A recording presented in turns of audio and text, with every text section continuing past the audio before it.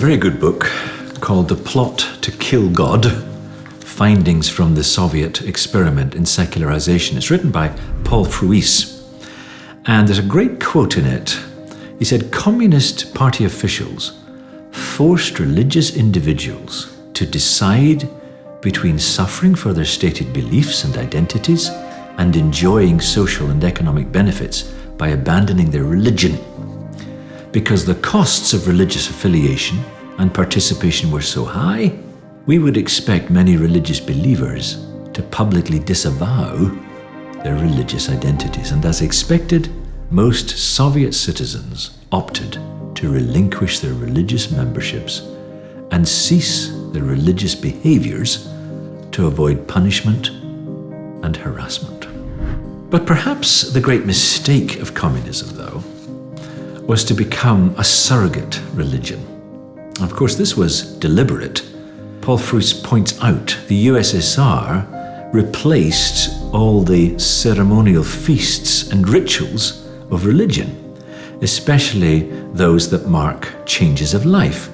They created a kind of complete mimicry of this. If you had a baby born, for example, you would go along to the local party headquarters and they would read an invocation like this over the new child. They say, "Life becomes much brighter and more beautiful, much quicker in its wonderful course. Suddenly, here in our Soviet family, a small person is born.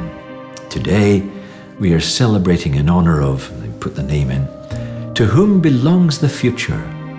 And we are saying to him or her, 'Hail, new citizen of our great Soviet state.'" The problem, though, is that if you mimic religion, you tend to awaken inside the human breast the desire for God himself. And when that desire is aroused, the substitute starts to look rather tawdry and inadequate. And it reveals, of course, a fearful truth. Humans cannot play God. Only God can play God. I remember seeing this with my own eyes when I was in North Korea and I went to the opera. And there was a chorus projected up beside the stage in English for the benefit of the foreign visitors. And this was the chorus. I remember it very well. It says, "Kim Il-sung gives eternal life to the Korean people for 1,000 years." Now, never mind the obvious problem of the limit on eternal life. The important question is, what is such an obviously religious sentiment doing as a claim from the most materialistic leader in the world? Unless it proves we have a God-shaped hole. There was a wonderful Christian journalist for Time magazine called David Aikman, and he was actually the bureau chief in China during the last days of Mao.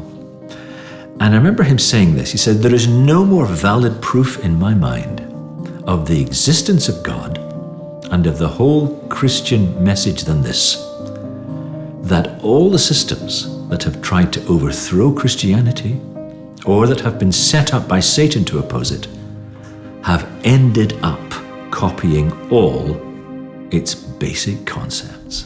So the substitute religion seems to secrete the desire for the one true God.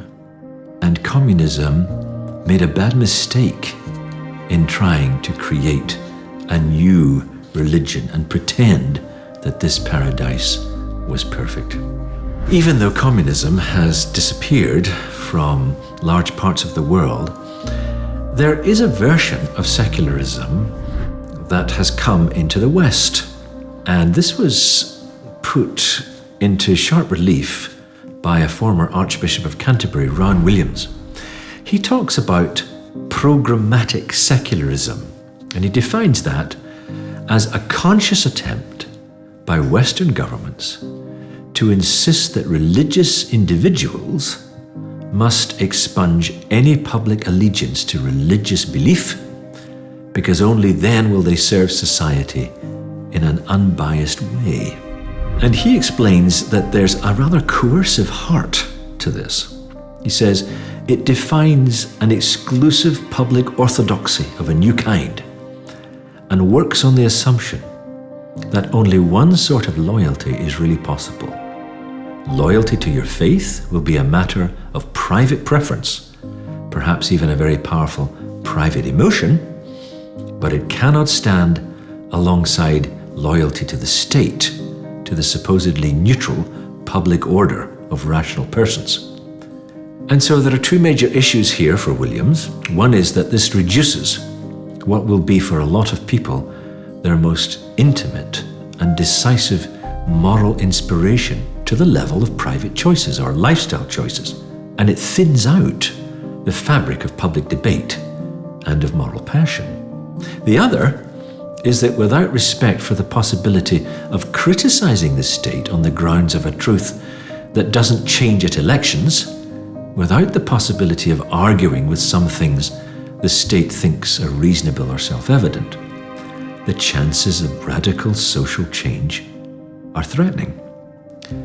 This may not feel like a huge issue in liberal democracies, but the history of the last century reminds us that in times of political crisis and corruption, we need to know what resources there are to resist what a government decides is rational. That was what Ron Williams said. Something is definitely going on if a very scholarly Archbishop of Canterbury, with no previous exposure to materials on persecution, feels compelled to write about this in a Western context and bring it up to the surface.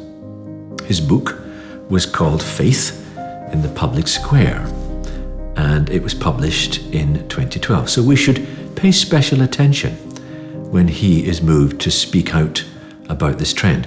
In the United States, another theologian spoke out too. His name was Austin Guinness, and he produced a book called Last Call for Liberty, how America's genius for freedom has become its greatest threat, and that was published as recently as 2018. Guinness worries about the raging culture war which he feels is threatening the very soul of the Republic, and he argues that the progressive anti-religious liberalism of the left is betraying the ideals of the American Revolution. And he writes that the so-called progressives act with what he calls an implacable animosity to religion as the enduring source of oppression and the greatest remaining obstacle to full freedom. Now that's from the communist playbook. It seems ironic that even as communism has been defeated as an ideology, perhaps its atheistic heart is beating strong and fast in Western material societies that have voluntarily cut themselves adrift from their Christian moorings. Scott Sundquist puts it like this. He said, "Christianity is now more or less practiced as a minority religious faith without Christian or governmental support." If it may be true that even in states that call themselves Christian or still appeal to Christian values, the state itself is not really on the church's side anymore. Yes, the church may extract concessions from time to time, but on the whole, the church is reduced to just another lobby from a moral minority.